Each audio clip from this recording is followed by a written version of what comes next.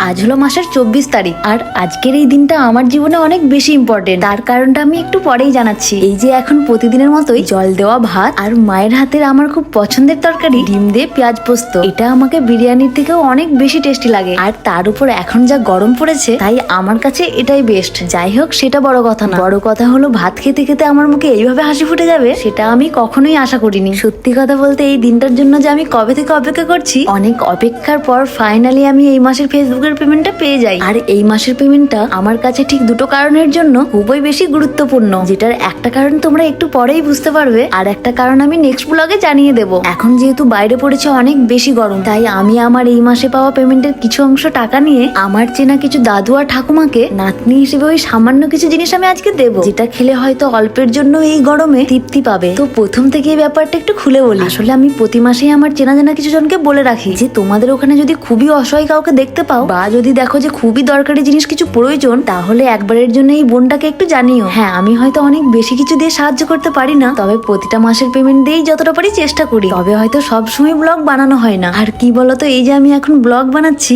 আমি জানি আমাকে এটা নিয়েও কমেন্ট বক্সে অনেক খারাপ কথা শুনতে হবে। অনেকে এটা বলবে যে হেল্প করছো করো, আবার ভিডিও বানানোর কি দরকার। আসলে কি বলতো, আমি খুবই নিরুপায়। প্রথমত হচ্ছে আমার বাবা একজন ড্রাইভার, সঙ্গে চাষিও বলতে পারো। তবে আমাদের নিজস্ব খুব বেশি একটা জমি নেই, বেশিরভাগটা আমরা ভাগে নিয়েই চাষ করি। আর এমনও নয় যে আমার আব্বুর লরি আছে, আমার আব্বু আমার মামাতো ভাইয়ের লরি চালায়। তো একজন ড্রাইভারের আর কত টাকা হতে পারে। তবে যেটাই হতো, আমাদের সংসারটা টানটুন করে চলে যেত। এবার তোমরাই বলো, আমি যদি আমার বাবার দিক দিয়ে ভাবি, আমার বাবার যেটুকু আছে সেটা দিয়ে আমার কাউকে সাহায্য করার মতো সামর্থ্য নেই। হ্যাঁ, এবার যদি আমি আমার কথা বলি, তাহলে আল্লাহর দয়ায় আর তোমাদের ভালোবাসায় আমি আমার বাবা মায়ের স্বপ্ন পূরণের পাশাপাশি খুবই অসহায় মানুষগুলোর পাশে কিছুটা হলেও দাঁড়াতে পারি। কখনো ক্যামেরার সামনে দাঁড়াই, তো কখনো ক্যামেরার পিছনে দাঁড়াই। প্রথম থেকেই ভাবতাম যদি কখনো টাকা ইনকাম করতে পারি, তাহলে মা আব্বুর স্বপ্ন পূরণের পাশাপাশি অসহায় মানুষদের পাশে আমি দাঁড়াবো। যেমন এই যে আজ অল্প হলেও আমার ঠাম্মাদের পাশে আমি দাঁড়াতে পেরেছি।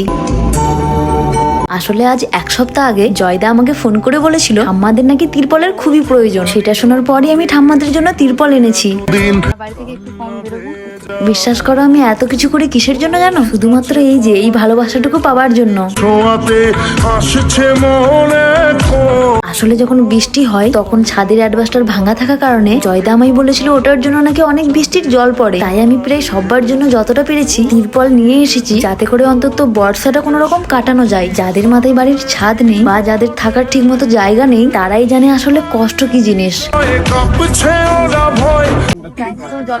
আমি দাদুকে বলছিলাম, আমি গ্লুকন্ডি দিয়েছি, তুমি মনে করে দিনে অন্তত 2 বার জল দিয়ে একটু খেয়ে নিও। আর শুধু দাদুকে না, এই একই কথা আমি সবাইকেই বলেছি, আর তোমাদেরকেও বলছি। গরম কিন্তু অনেক বেশি পড়েছে, আর শুধু পড়েছে না, আরো অনেক বেশি পড়বে। তাই বেশি বেশি করে পানি খাওয়ার চেষ্টা করবে। আর আমাদেরকে যেহেতু নিজেদের সংসারের কথা ভেবে, যতই গরম হোক, ঝড় হোক, বৃষ্টি হোক, যাই হোক না কেন, বাড়ি থেকে যেহেতু বেরোতেই হবে, তাই মনে করে হাতে একটা ছাতা আর মাথায় ঢাকা নিয়ে তবেই কিন্তু বাড়ি থেকে বের হইও। কেননা তোমার পরিবারকে ভালো রাখতে হলে আগে কিন্তু তোমাকে ভালো থাকতে হবে।